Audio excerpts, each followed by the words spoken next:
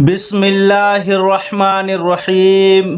السلام علیکم ورحمۃ اللہ تعالی وبرکاتہ۔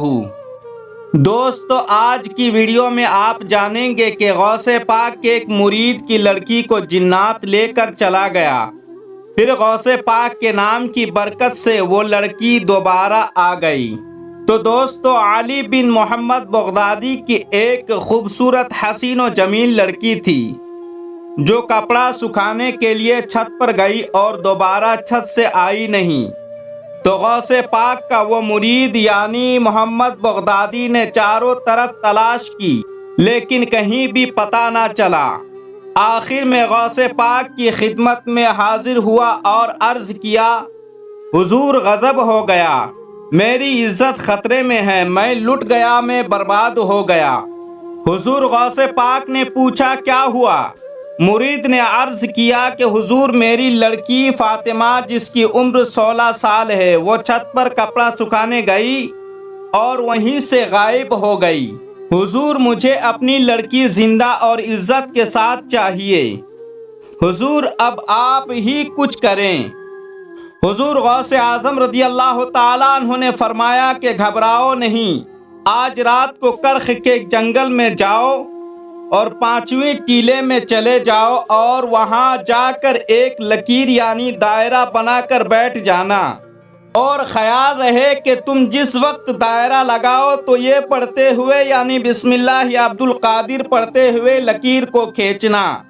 رات کا کچھ حصہ گزر جانے کے بعد جنوں کی جماعتیں گزرنی شروع ہو جائیں گی، ان کی شکل و صورت بڑی بھیانک اور ڈراؤنی ہوگی، مگر تم بے خوف و خطر بیٹھے رہنا، وہ تمہیں کوئی نقصان نہ پہنچا سکیں گے۔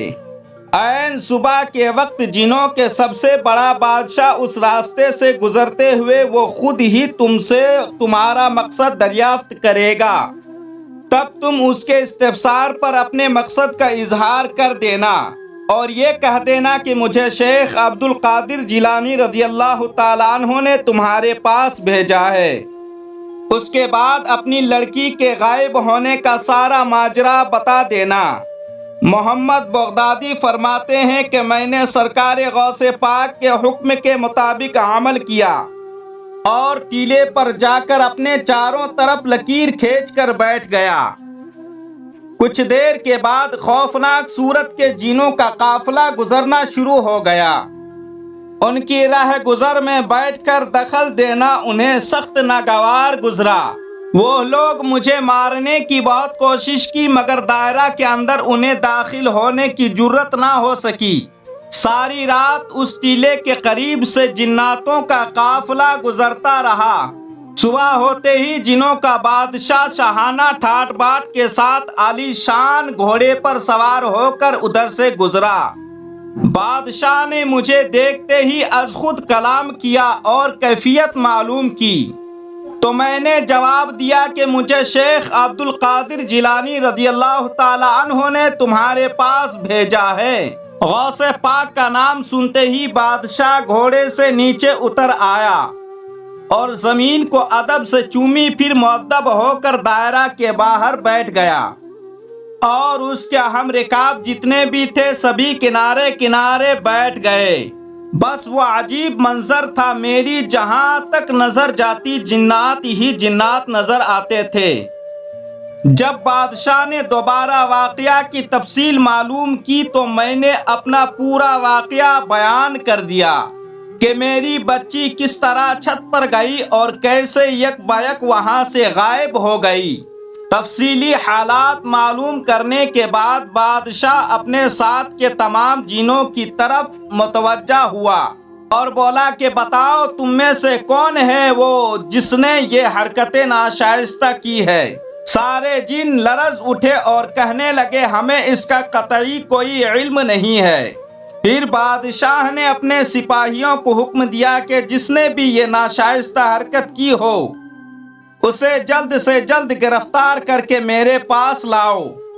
تھوڑی دیر بعد میں کیا دیکھتا ہوں کہ ایک جن کو بادشاہ کے سامنے حاضر کیا گیا جس کے ہمراہ میری غائب شدہ بچی بھی موجود تھی۔ معلوم یہ ہوا کہ یہ چین کا سرکش جن ہے۔ बादशाह ने उसे पूछा कि तुझे किस तरह जुर्रत हुई कि कुतुब ज़मा की रकाब तले चोरी करे। उस जिन ने कहा कि मैं परवाज करता हुआ चला जा रहा था कि उस वक्त ये लड़की छत पर अपने बालों को बिखरे हुए खड़ी थी और चेहरा भी खुला हुआ था। मैं देखकर इस पर आशिक हो गया और इसको साथ उठा लाया। बादशाह को जलाल आ गया और उसी वक्त जल्लाद को बुलाकर उसका सर तन से जुदा करा दिया और मेरी बच्ची को मेरे हवाले कर दिया।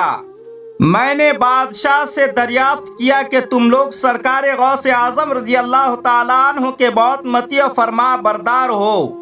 बादशाह ने जवाब दिया कि बेशक हम उनके फरमा बरदार हैं। हजरत तो अपने मकाम से हमारी नकल व हरकत को मुलाहजा फरमाते रहते हैं।